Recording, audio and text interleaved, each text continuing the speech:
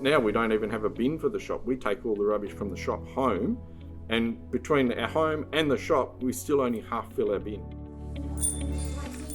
I stumbled across the Zero Waste Facebook group, and I found a lot of people very passionate, even to the point where they didn't want to throw out the stickers on an apple.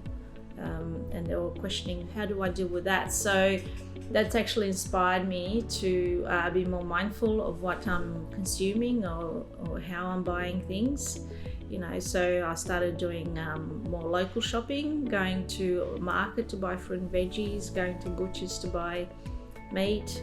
I also watched the movie WALL-E with my son when he was 4 years old, and that really dawned on me how we just, we throw things away, but there is no away. It ends up somewhere else.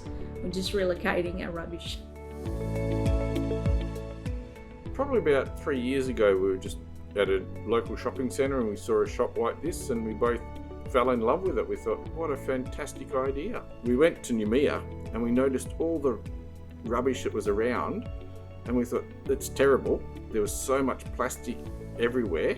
And then a couple of years later, we were in Bali and we went to go to a beach, and you couldn't swim because of the plastic waste that had been washed up on the shores. And we thought, we need to do something about this. So then when we saw that store that really struck a chord with us, the two and two went together. We wanted to do something to help the environment. We loved the shop that we saw, so we thought, why not do something like that ourselves?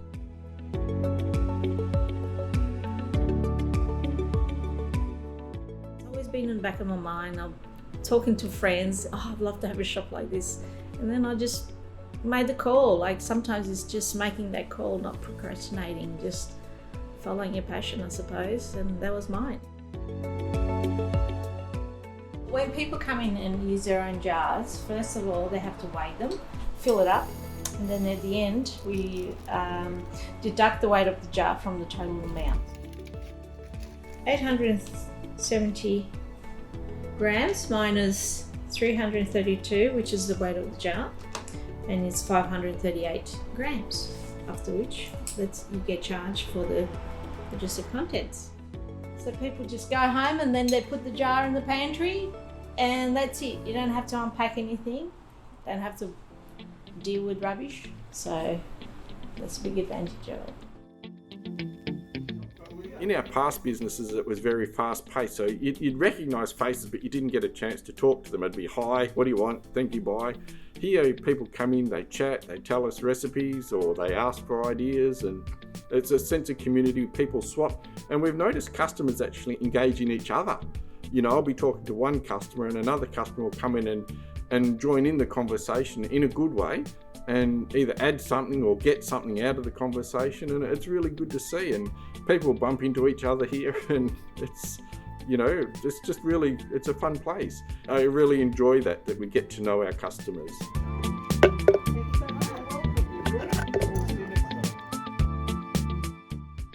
A lot of people bring their Tupperware container for oats, so they bring it empty and they fill it up. But I suggest you can use all sorts of things, like 1 kilo honey plastic containers or a big yogurt container, because they're easy to sort of put one inside the other and have it sitting in your boot of your car. And you have to be a little bit organised, but I guess that happens going to a normal supermarket anyway. So there's less temptation to buy things that you don't need, like 2 for 1 or things like that may end up in your freezer before it gets chucked out because you just forgot about it or whatever. So there's less food waste as well. So you just buy as much or as little as you need. You don't have to buy a certain amount. I mean, how many times have you seen a recipe that requires a herb that you don't normally use, or a product, and you need 2 teaspoonfuls? But you have to buy a 250 gram or a 500 gram pack at the supermarket. Here, you can actually buy literally the 2 teaspoonfuls that you need. I mean, we do have customers who come in with their recipes, and they buy precise to the recipe. They make the recipe up, and they've got no leftovers. If they like the recipe, they can come and buy more. If they don't, if it didn't work, then they've not wasted anything. Every day you can just do little bits and pieces and think about what you're using and how you can buy something else to replace it. Once you see your rubbish bin sort of have less and less and less packaging, you'll realise that this is really easy way and important way of making our little tiny changes into the overall, I suppose, environmental crisis. If we could magically stop oil production tomorrow, that would help the environment instantly. But if we stopped making plastics, there's still so much plastic that's in the ocean already that's going to be killing fish and wildlife for the next 1,000 years, because no one's going to go and pull it out of the ocean.